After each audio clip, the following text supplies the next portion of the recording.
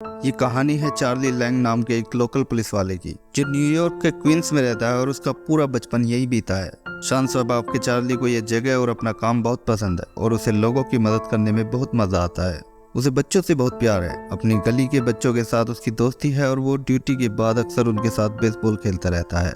Charlie के बिल्कुल उलट उसकी वाइफ म्यूरियल, जो एक ब्यूटी पार्लर चलाती है, उसे चार्ली की नौकरी बिल्कुल पसंद नहीं है, क्योंकि वो अमीरों वाली जिंदगी जीना चाहती है और चार्ली की नौकरी से वो सिर्फ एक आम जिंदगी जी सकती है। इसी शहर में इवान नाम की एक कैफे में काम करने वाली वेट्रेस भी रहती है, जिसकी आज कोर्ट में पेशी है क्योंकि उसका हस्बैंड उसके क्रेडिट कार्ड पर $12,000 का लोन लेकर उसे छोड़कर चला गया था। एक दिन म्यूरियल चार्ली से कहती है कि आज उसके सपने में उसके फादर आए थे। इस सपने को वो लॉटरी जीतने की निशानी मानती है और चार्ली से एक लॉटरी का टिकट खरीद कर लाने के लिए कहती है। चार्ली को लॉटरी जीतने का कोई चांस नहीं लगता, लेकिन फिर भी आज वो अपने पार्टनर बो के साथ लंच टाइम में एक लॉटरी का टिकट खरीद लेता है, जिसमें पहला इनाम $64 मिलियन का होता है। टिकट खरीदने के चक्कर में वो अपने फेवरेट कोरियन रेस्टोरेंट तक पहुंचने में भी लेट हो जाते हैं, इसलिए आज वो दोनों उसी कैफे में चले जाते हैं जहां इवान काम करती है। कोर्ट के चक्कर में आज वो 2 घंटे काम पर लेट पहुंचती है। उसका बॉस जब इन 2 घंटे के पैसे उसकी सैलरी से काटने की बात कहता है तो वो और भी अपसेट हो जाती है। जब वो चार्ली से उसका ऑर्डर लेने आती है तो वो उसे परेशान देखकर हंसाने की कोशिश करता है, लेकिन वो कहती है कि उसका इतना बुरा वक्त चल रहा है कि उसे किसी बात पर भी हंसी नहीं आ सकती। चार्ली और उसका पार्टनर बो अभी ठीक से अपनी कॉफी भी नहीं पी सके थे कि रेडियो पर अलार्म बज जाता है और वो वापस जाने लगते हैं। चार्ली कॉफी का बिल पे कर देता है, लेकिन जब वो इवान को टिप देने के लिए अपना पर्स चेक करता है तो उसमें अब कोई पैसा नहीं बचता, क्योंकि आज उसने लॉटरी का टिकट जो खरीद लिया था। इवान कहती है कि कोई बात नहीं है, लेकिन चार्ली कहता है कि वो टिप दिए बगैर कभी नहीं जाता। अब वो टिप के बदले उसे लॉटरी के टिकट में अपना पार्टनर बना लेता है और कहता है कि अगर वो लॉटरी जीत जाता है तो इनाम का पैसा वो दोनों आधा आधा बांट लेंगे, लेकिन अगर नहीं जीतता है तो वो फिर भी वापस आएगा और उसे उसकी टिप देगा। इवान को लगता है कि वो टिप देने से बचने के लिए कितनी लंबी लंबी फेंक रहा है। जाते हुए वो उससे कह भी देती है कि उसे नहीं लगता कि वो कल वापस आएगा, लेकिन चार्ली कहता है कि वो कल जरूर वापस आएगा। शाम को वो गली में बच्चों के साथ बेसबॉल खेलता है और रात को घर पहुंचकर गुनगुने पानी से पैरों को गर्माहट पहुंचाने लगता है। ये देखकर म्यूरियल उसके ऊपर चिल्लाकर कहती है कि वो घर में गंदगी फैला रहा है। थोड़ी देर में टीवी पर जीतने वाले लॉटरी टिकट के नंबर का ऐलान होने वाला था, लेकिन उससे पहले म्यूरियल अपने लॉटरी टिकट के नंबर को देखकर चार्ली के ऊपर फिर से चिल्लाना शुरू कर देती है। दरअसल उसने जिस नंबर का लॉटरी टिकट उससे लाने को कहा था, उसका मिडिल नंबर उनकी शादी की तारीख यानी 27 होना चाहिए था, लेकिन वो 26 नंबर का लॉटरी टिकट ले आया था, क्योंकि उस दिन उन्हें अपनी शादी का लाइसेंस सर्टिफिकेट मिला था और वो उसे ही अपनी शादी की तारीख मानता था। उनकी बहस के बीच में ही अचानक टीवी पर $64 मिलियन जीतने वाले लॉटरी टिकट का अनाउंसमेंट हो जाता है और म्यूरियल खुशी में पागलों की तरह उछलने कूदने लगती है, क्योंकि चार्ली इसी नंबर का लॉटरी टिकट खरीद कर लाया था। अब म्यूरियल को लॉटरी ऑफिस फोन करके पता चलता है कि कुल 16 लोगों ने यही लॉटरी नंबर खरीदा था, इसलिए $64 मिलियन का इनाम इन 16 लोगों में बराबर बराबर बांटा जाएगा। ये सुनकर म्यूरियल की खुशी फीकी पड़ जाती है, क्योंकि अब उनके हिस्से में सिर्फ $4 मिलियन ही आने वाले थे। वो दुआ करने लगती है कि बस अब कोई और हिस्सेदार ना निकल आए। उसकी ये बात सुनकर चार्ली उसका मुंह तकने लगता है और डरते डरते उसे सब कुछ बता देता है।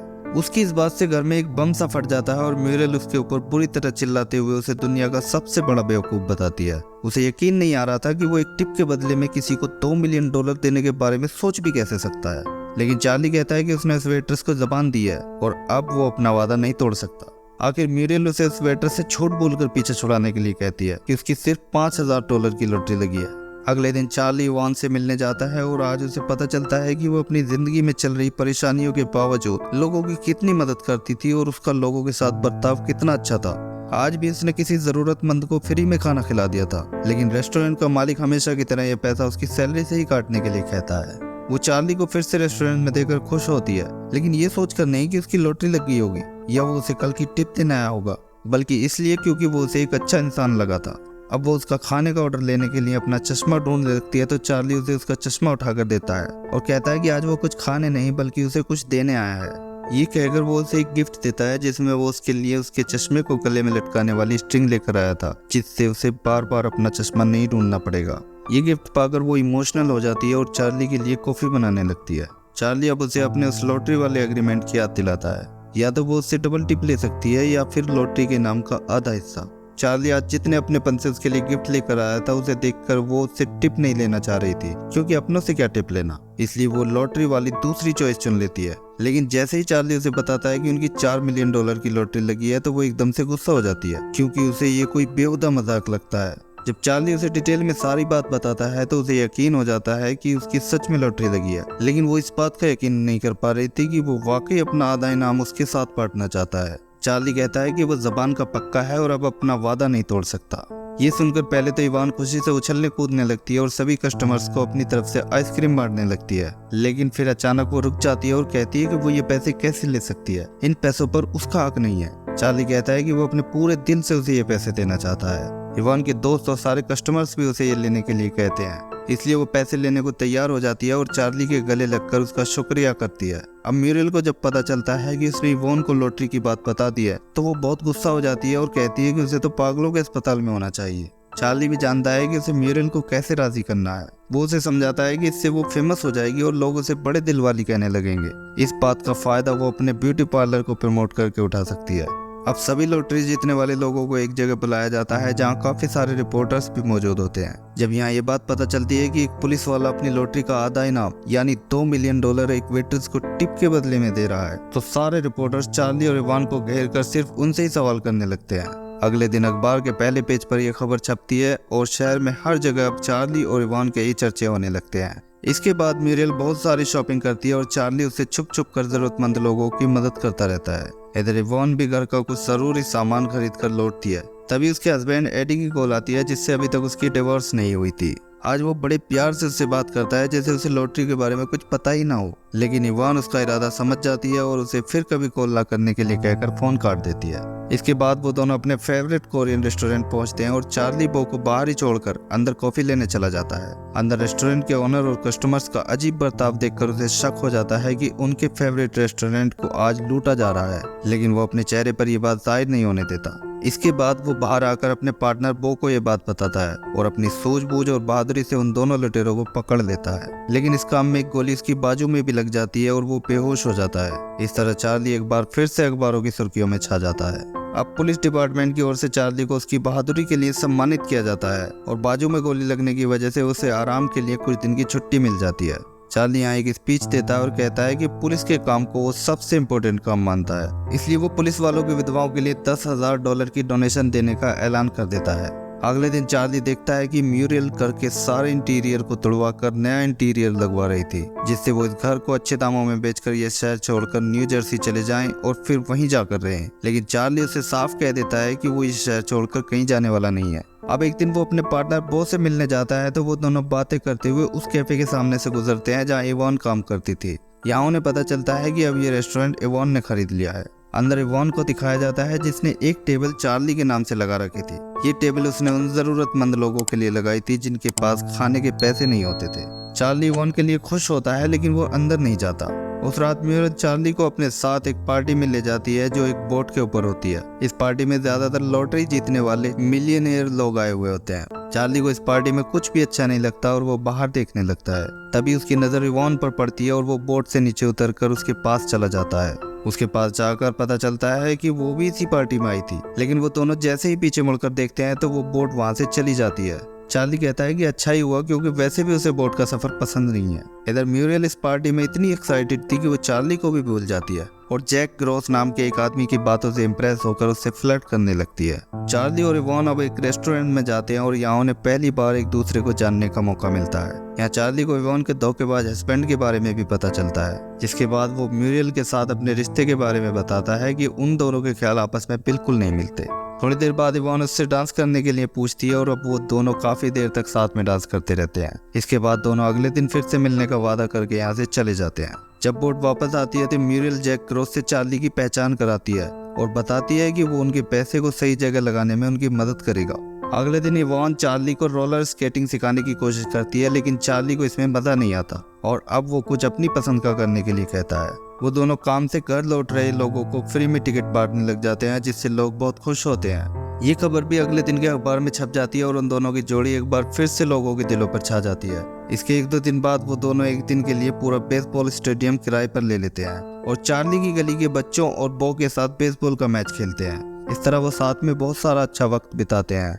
इसके बाद जब इवान अपने अपार्टमेंट में पहुंचती है तो उसका हस्बैंड एडी वहाँ पहले से मौजूद होता है। इवान उसे तुरंत यहाँ से चले जाने को कहती है, लेकिन वो नहीं जाता, इसलिए वो अपना सामान पैक करके खुद ही यहाँ से होटल के लिए निकल जाती है। इधर म्यूरियल चार्ली से कहती है कि वो लोगों को अपना पैसा बांटने की उसकी आदत से तंग आ चुकी है। जब चार्ली कहता है कि वो अपने आप को नहीं बदल सकता, तो वो कहती है कि एक वर्किंग क्लास आदमी के साथ वो अपनी पूरी जिंदगी नहीं काट सकती, इसलिए उसे अब डिवोर्स चाहिए। अब चार्ली अपना बैग लेकर घर से बाहर आता है तो गली के बच्चे उससे पूछते हैं कि क्या हुआ। वो बताता है कि उसे घर से निकाल दिया गया है और अब वो होटल जा रहा है। लेकिन जब वो होटल पहुंचता है तो वहाँ इवॉन को देखकर हैरान रह जाता है, जो उससे कुछ ही देर पहले यहाँ आई थी। अब वो दोनों अपने लिए अलग अलग कमरा बुक करते हैं। होटल का स्टाफ उन्हें देखकर पहचान लेता है और वो आपस में उनके बारे में बातें करने लगते हैं। थोड़ी देर बाद इवान चार्ली के रूम में आती है और दोनों एक दूसरे से होटल आने की अपनी अपनी वजह बताते हैं। दोनों आपस में बहुत नर्वस होकर बातें करते हैं, लेकिन फिर कुछ देर बाद वो एक दूसरे से अपने प्यार का इजहार कर देते हैं। अगली सुबह वो दोनों बहुत खुश होते हैं, लेकिन जब वो होटल से बाहर निकलते हैं तो रिपोर्टर्स की एक भीड़ उन्हें घेरने की कोशिश करती है, मगर वो उनसे बचकर निकल जाते हैं। अब म्यूरियल और चार्ली के डिवोर्स के दौरान म्यूरियल का वकील डिमांड करता है कि लॉटरी के पूरे पैसे म्यूरियल को मिलने चाहिए। ये सुनकर चार्ली एकदम से कह देता है कि वो सारे पैसे रख सकती है और उसे कोई पैसा नहीं चाहिए। अब उसका वकील कहता है कि उन्हें वो $2 मिलियन भी चाहिए जो उसने म्यूरियल की मर्जी के बगैर इवॉन को दे दिए थे, जबकि लॉटरी टिकट म्यूरियल का था।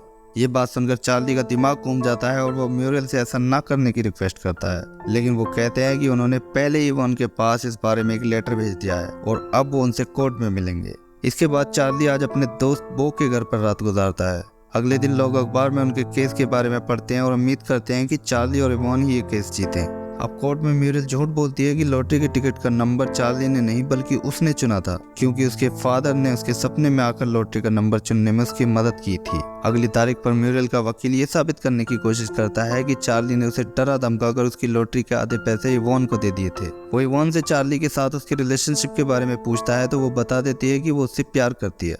अब म्यूरियल का वकील इवॉन के इस बयान का फायदा उठाकर ये साबित करने की कोशिश करता है कि चार्ली और इवॉन का पहले से अफेयर था और उन दोनों ने साजिश रचकर म्यूरियल के लॉटरी के आधे पैसे हड़प लिए थे।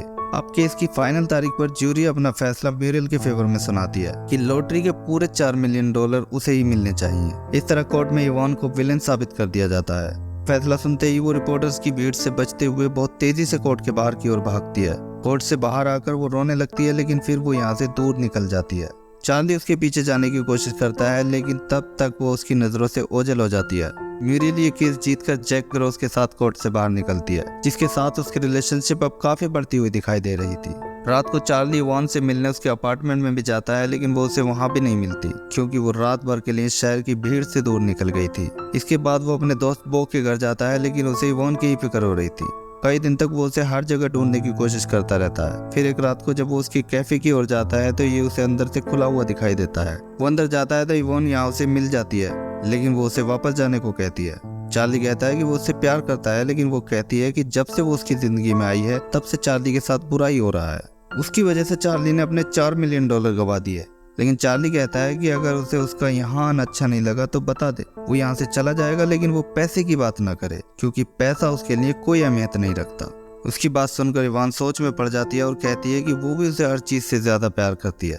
ये कहकर वो उसके गले लग जाती है और कहती है कि वो दोनों अब कहीं दूर जाकर एक नई जिंदगी शुरू करेंगे, क्योंकि इस शहर में अब उनका रहना बहुत मुश्किल हो गया है। थोड़ी देर में बारिश होने लगती है, तभी एक भिखारी सा दिखने वाला आदमी कैफे के दरवाजे को खटखटाकर खाना मांगता है। इवॉन उसे अंदर बुलाकर खाना खिलाती है, लेकिन वो भिखारी अपनी कलाई में छुपे कैमरे से उन दोनों की एक फोटो खींच लेता है। दरअसल वो एक फेमस न्यूज़पेपर का एक रिपोर्टर होता है जो अगले दिन अखबार में अपना एक आर्टिकल लिखता है। इस आर्टिकल को पढ़कर लोगों को पता चलता है कि किस तरह चार्ली और इवॉन ने अपने सबसे मुश्किल दौर में भी उसे खाना खिलाया और जाते हुए उसे कुछ पैसे भी दिए। साथ ही ये भी कहा कि अगर उनके पास पैसे होते तो वो उसकी और भी मदद करते। इस आर्टिकल को पढ़कर लोगों के दिल में उन दोनों के लिए प्यार और हमदर्दी पैदा हो जाती है। इधर इवॉन को म्यूरियल का पैसा लौटाने के लिए अपना कैफे भी बेचना पड़ रहा है, लेकिन इसे बेचने से पहले वो चार्ली के साथ आखिरी बार अपने कैफे को देखने जाती है।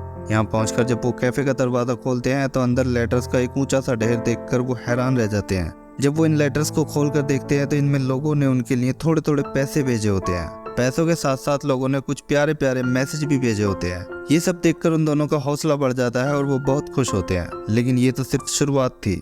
शहर में हर जगह लोग उन्हें फिर से अपने पैरों पर खड़ा करने के लिए फंड इकट्ठा करने लगते हैं और अब गाड़ियां भर भर के लेटर्स उनके पास आने लगते हैं। लगातार 3 दिन तक वो सिर्फ लेटर्स ही खोलते रहते हैं और इस तरह शहर के लोग उन्हें कुल $6 लाख की टिप देते हैं। इसके बाद चार्ली फिर से पुलिस फोर्स ज्वाइन कर लेता है और इस पैसे की मदद से इवान को अपना कैफे फिर से वापस मिल जाता है। चार्ली की एक्स वाइफ म्यूरियल जैक क्रोज से शादी कर लेती है, जो बाद में उसका सारा पैसा लेकर देश छोड़कर भाग जाता है। बाद में चार्ली और इवान भी शादी कर लेते हैं और ये खबर भी अखबार के पहले पेज पर ही छपती है। इसी के साथ ये मूवी एंड हो जाती है।